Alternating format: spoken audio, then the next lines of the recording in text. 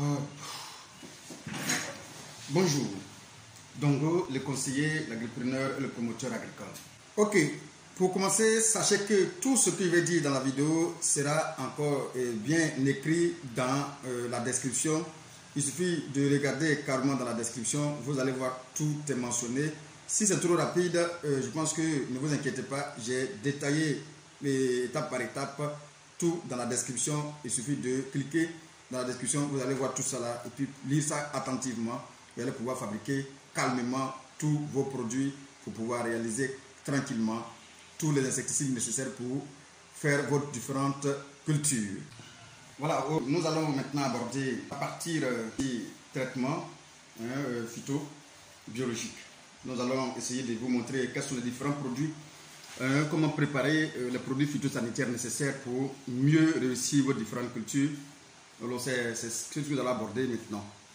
Alors, vous savez, toutes les cultures, comme vous les connaissez, il y a toujours les parasites qui viennent pour tenter de nuire au développement de la culture. Et pour ce faire, il faut qu'on puisse trouver des moyens, des voies et moyens pour éviter que ces parasites viennent détruire carrément notre culture.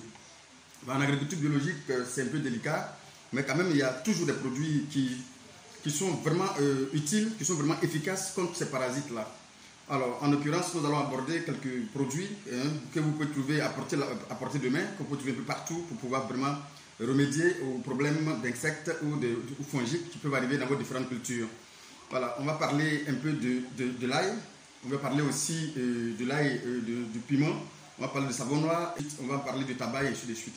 Voilà, on va parler de ces cultures, de ces produits et surtout comment les utiliser. Bon, l'ail, par exemple, un insecticide, effectivement, cela est contre les pucerons et là aussi lutte contre les champignons, et puis sa préparation semble vraiment facile, simplement. Il faut tout simplement verser de l'eau bouillante, de l'eau très bouillante sur 4 gousses d'ail bien hachées, tout simplement, et couvrir tout l'ensemble, tout ça pendant 1 heure et vous avez votre insecticide tout simplement prêt à usage, prêt à être utilisé. Le piment aussi, pareil, contre les pucerons et d'autres insectes. Alors, comme vous le connaissez, le piment dans tes yeux, sur ta peau, ça pose un problème. C'est pareil pour les insectes, pour n'importe quel être vivant, que ce soit visible ou invisible. Au contact du piment, ces parasites-là ne peuvent pas résister sur votre plante et puis continuer toujours à dévorer votre culture. Même si c'est répulsif, tout simplement, mais quand même, ça va repousser ces parasites-là pendant un moment. Et du coup, la plante sera à l'aise pendant une longue période parce qu'une fois que ça les a repoussés, ça les poussé pour au moins 1 semaine ou 2. Et du coup, les parasites ne viennent pas sur votre culture pendant tout ce temps-là. Voilà, donc le piment, c'est un répulsif contre les pucerons, c'est un répulsif contre d'autres insectes, effectivement. Il suffit tout simplement de manger du piment dans 2 ml, 250 ml d'eau. Une cuillerée à soupe, tout simplement, dans 250 ml d'eau. Et bien évidemment, votre insecticide est déjà prêt à être utilisé. Voilà.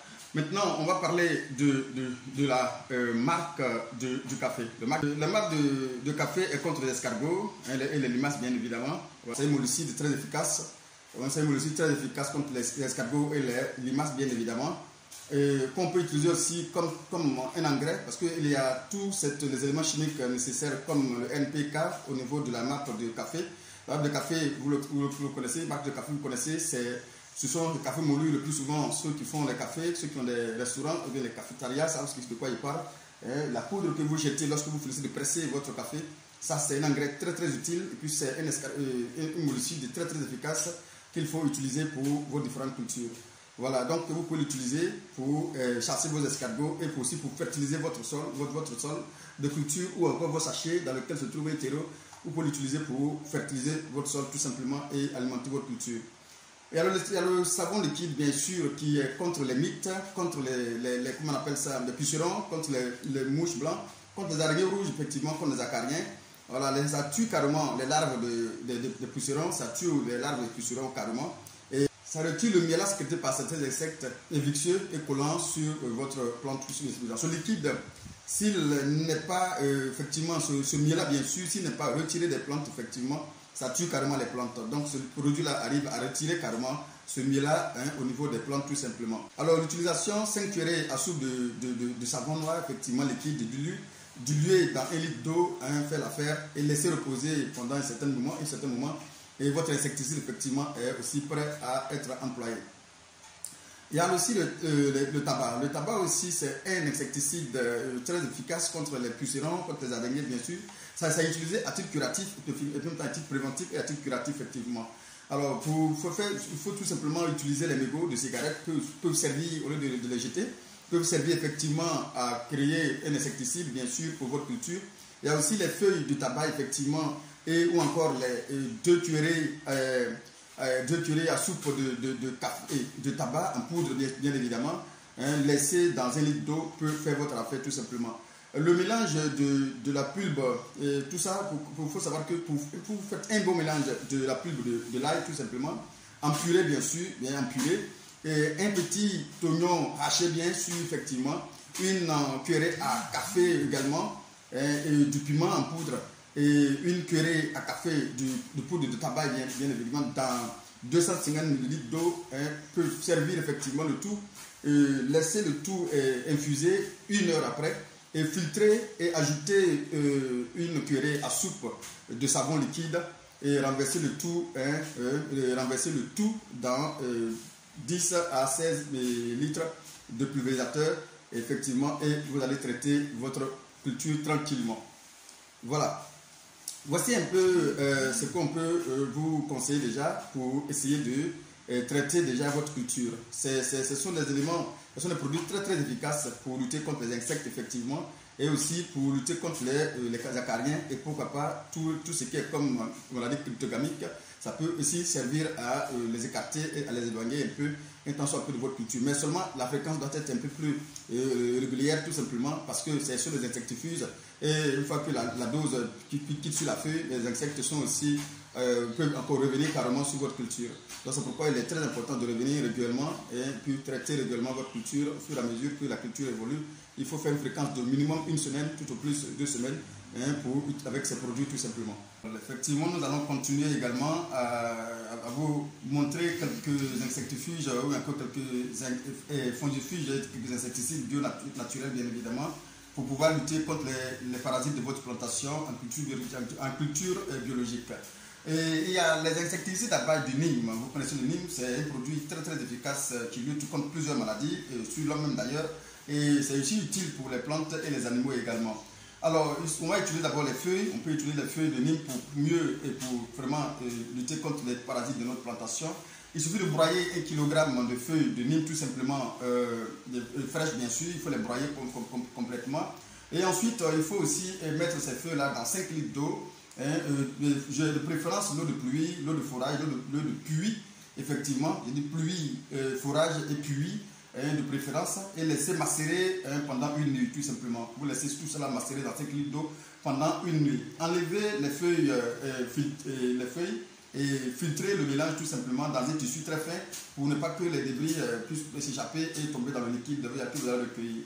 Vous allez diluer tout simplement tout ça là à 10%, c'est-à-dire 1 litre d'extrait de ce produit là, fait 1 litre dans 10 litres d'eau. Et ajouter du savon liquide noir à raison de 100 ml pour 10 litres d'eau tout simplement et la solution est aussi prête pour être utilisée. Alors il faut savoir effectivement qu'on peut aussi, pour 1 hectare, il faut utiliser 80 kg de feuilles de Nîmes dans 400 litres d'eau pour 1 hectare de champs à traiter, à pulvériser bien sûr. De préférence, il faut le faire le soir, étant donné que le produit est vraiment sensible au soleil. Il faut le faire de préférence le soir. Appliquer 2 fois par semaine. Il faut le faire 2 fois par semaine, c'est très important. Pour les zones fortement infectées, il faut le faire 2 fois par semaine. Et arrêter la pulvérisation, bien évidemment, 4 jours avant les récoltes, bien évidemment. C'est très important de ne pas avoir les odeurs de ce produit-là sur votre fruit, sur vos légumes que vous allez récolter. On peut aussi utiliser les insecticides, on peut le faire à base aussi de ces grains. C'est-à-dire qu'on peut faire l'insecticide à base des grains de Nîmes, bien évidemment. Dans ce cas, il faut soit cueillir ou bien ramasser les fruits mûrs ou jaunes qui sont tombés, bien jaunes qui sont sur les arbres. Il faut les récupérer, les cueillir tout simplement. Et enlever les pulpes, tout simplement, enlever les pulpes et remettre au champ tout simplement directement les grains. Et avec ces grains, tout simplement, vous jetez ça dans le champ, ou encore vous mettez ça dans vos sachets, tout simplement, vous allez voir que c'est vraiment un engrais très très efficace, tout simplement, pour votre culture. Bon, aussi on peut éliminer les grains ici également, les grains moisis, hein, faire sécher tout simplement en couche mince, bien sûr, il faut le faire vraiment, il ne faut pas faire les bancs trop épais, hein, il faut faire en couche très très mince tout simplement, dans un endroit, je dirais, sec et aéré et ombré, à l'ombre bien sûr, ombré. Voilà, il ne faut pas le faire trop au soleil, il faut le faire dans un endroit ventilé, sec et vraiment aéré et ombré, à l'ombre tout simplement. Voilà. Et il va stocker les grains tout simplement secs, les grains séchés dans un sac à l'abri de l'humidité. Ces grains que vous avez recueillis là, on va les sécher dans un sac à l'abri de l'humidité tout simplement. Alors on va aller prendre un vieux mortier. Un vieux mortier, il faut savoir que les grains ont une très forte odeur, c'est pourquoi il faut prendre un vieux mortier que vous n'utilisez pas, parce que pour que l'odeur quitte dans votre mortier, vraiment, ce n'est pas une mince affaire, effectivement. Donc, vous allez prendre un vieux mortier que vous allez piler doucement et enlever la coque, et vous allez enlever la coque, et faites attention à ne pas casser et la menthe tout simplement, pour ne pas casser, pour que la menthe puisse sortir, effectivement. Alors, séparez la coque de la menthe. Quand vous finissez de casser légèrement, vous allez séparer la coque de la menthe tout simplement, et vous allez faire un tri, et pour supprimer les amandes moisies tout simplement. Et voilà, et les coques peuvent servir de paillage. Quand vous avez les coques vous allez récupérer de la menthe. Les coques peuvent servir de paillage dans vos sachets. Vous pouvez mettre sur la face de vos sachets tout simplement. Ça va servir aussi d'engrais tout simplement pour votre culture. Maintenant, la coque, la menthe que vous allez récupérer, vous allez encore piler doucement cette menthe-là. Et pour piler doucement pour ne pas que l'huile, pour ne pas extraire l'huile qui se trouve à l'intérieur, vous allez piler carrément légèrement. Et mélanger tout cela, vous allez mélanger tout ça dans 150, dans 500 grammes, mélanger 500 grammes, mélanger 500 grammes de poudre obtenue dans 10 litres d'eau et laisser reposer pendant une nuit. Et voilà, vous allez utiliser ce mélange-là tout simplement que vous allez obtenir. En cas d'attaque importante, vous pouvez mettre 1,5 kg de poudre dans 10 litres d'eau. Si l'attaque est forte, vous mettez 1 kg dans 10 litres d'eau. Et vous allez filtrer avec un tissu bien fin. Effectivement, vous allez filtrer correctement. Et le mélange que vous allez obtenir, vous allez mélanger à 5% pour pouvoir, effectivement, pour pouvoir l'utiliser dans un pulvérisateur de 10 litres. Dans un pulvérisateur de 10 litres dans lequel vous allez ajouter encore 100 ml de savon liquide dans 10 litres d'eau qui va le prendre pour bien évidemment pulvériser votre plantation. Ça va chasser, éliminer tout ce qui est fongique, parasite fongique, tout ce qui est comme effectivement insectes, ça va les éliminer carrément. Et vous allez voir un champ qui est beaucoup plus sain, un champ qui est beaucoup plus agréable, effectivement. Mais comme je le dis, évitez de pulvériser votre plantation les journées et en plein soleil. Il faut le faire le soir, effectivement, à la tombée du soleil. C'est l'endroit idéal, c'est la période idéale pour bien traiter votre champ.